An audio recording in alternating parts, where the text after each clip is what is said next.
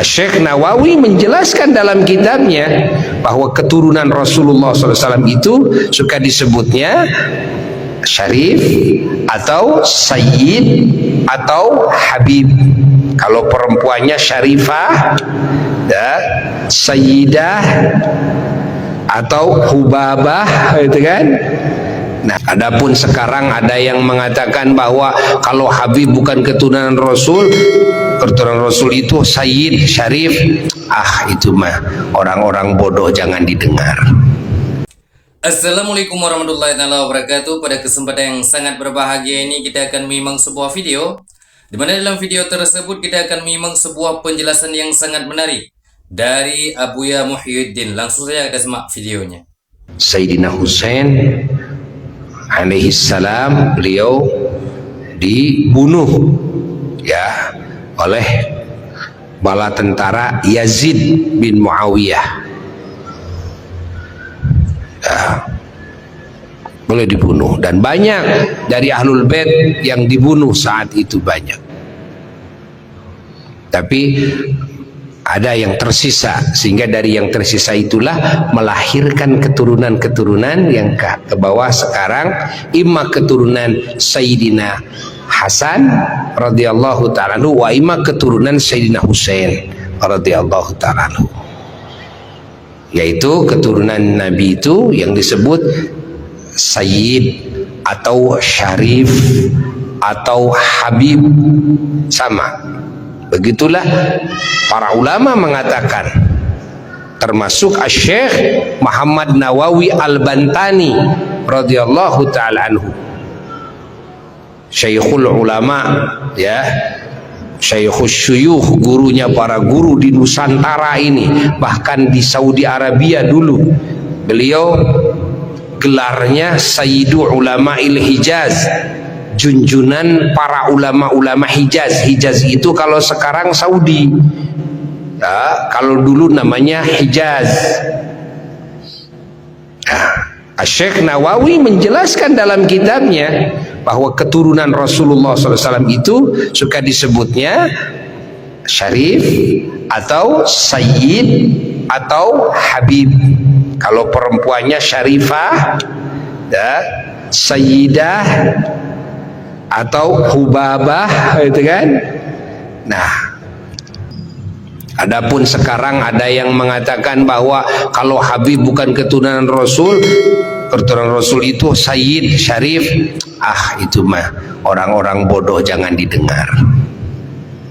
Dan jangan didengar orang-orang yang ingin bikin kekacauan, itu mah jangan didengar. Ya, Syekh Nawawi sudah menjelaskan dalam kitabnya. Bukan cuma Syekh Nawawi, ulama-ulama lain banyak yang menjelaskan, para ulama-ulama Allah. Jadi istilah keturunan Nabi Muhammad SAW itu Habib, Sayyid, Syarif, itu juga, itu juga. Cuma wilayah ini istilahnya Habib, kalau negara ini istilahnya Sayyid, negara ini istilahnya Syarif, gitu kan. Nah, kalau di Mesir Syarif, kalau di Yaman Habib, kalau di Saudi Hijaz itu Sayyid. Padahal itu juga sama. Nanti ke atasnya ada yang keturunan Sayyidina Hasan Al-Hasani, ada yang keturunan Sayyidina Husain alaihi wassalam Al-Husaini. Ke bawahnya jadi ada marga-marga, marga-marganya banyak sekali. Banyak sekali, ada Asgaf, ada Al-Jufri, gitu kan, ada Al-Attos, gitu kan, dan banyak sekali. Dan di dalam tarikh, di dalam keterangan disebutkan semua yang ikut dalam pembunuhan Sayyidina Husain semuanya oleh Allah dikasih bala di dunia, semuanya sebelum di akhiratnya. Ya, yang gila, mati mengenaskan dan sebagainya. Dan Sayyidina Husain dipisahkan antara jasad dan kepala. dipisahkan, menguburkannya dan diumpetin. Nah, kepala Sayyidina Husain diselamatkan, dibawa kemana? Ke Mesir. Maka dimakamkan di Mesir, dan di situ dibangunkan masjid, ada Masjid Sayyidina Husain radhiyallahu ta'ala anhu alaihissalam. Yang ziarah ke sana ya, siang malam ziarah sana. Itu adalah kepalanya saja Sayyidina Husain. Nah, maka semua keturunan Sayyidina Hasan, Sayyidina Husain alaihi wassalam semuanya memiliki kemuliaan, memiliki keistimewaan ya. Karena ini adalah nasab dari Rasulullah sallallahu alaihi wasallam, yang mana kelak yaumal qiyamah kullu sababin wa nasabin ya munqati'un yaumal qiyamah illa sababi wa nasabi. Setiap sebab, setiap nasab kelak yaumal qiyamah terputus. Nasab siapapun, ada faktor penyebab siapapun, seperti dengan sebab pernikahan, semuanya terputus kecuali nasabku, sababku, kata Kangjeng Nabi sallallahu alaihi wasallam, au kama qala. Jadi ya, nasab Rasulullah sallallahu alaihi wasallam tidak akan putus. Di saat semua nasab manusia dari zaman Nabi Adam alaihissalam sampai pada hari kiamat, nasab bangsa jin putus. Tapi nasab baginda Rasulullah SAW berikut sebab, yaitu dengan pernikahan, itu tidak putus. Maka dari sisi nasabnya kita wajib mencintai, dari sisi nasabnya kita wajib memuliakan. Walaupun ya yang punya nasab mulia itu akhlaknya bejat, amalnya maksiat, kepada kemaksiatannya kita wajib membenci, kepada orangnya kita wajib mencintai, wajib memuliakan. Dan salah satunya juga kita harus meluruskan, membelanya,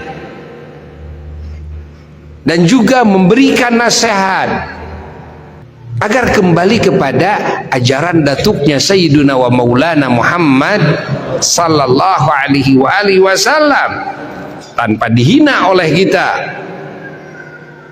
Ingat, jadi membenci itu kepada apanya?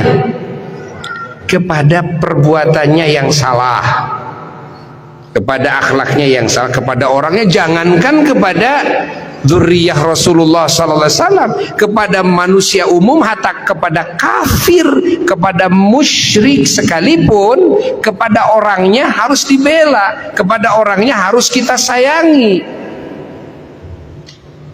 Dan itulah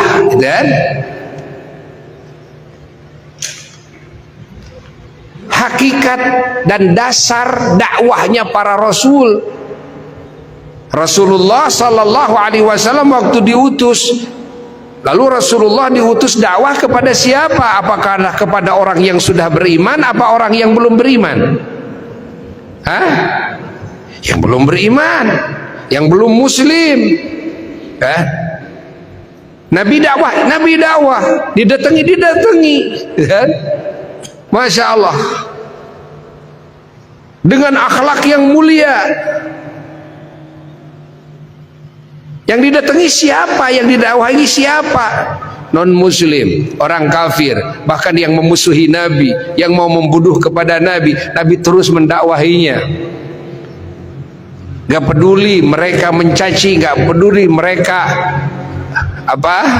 memusuhi, gak peduli mereka mau membunuh. Rasul terus berupaya bagaimana ini agar beriman, bagaimana mereka agar selamat daripada cengkraman siksa Allah yang abadi.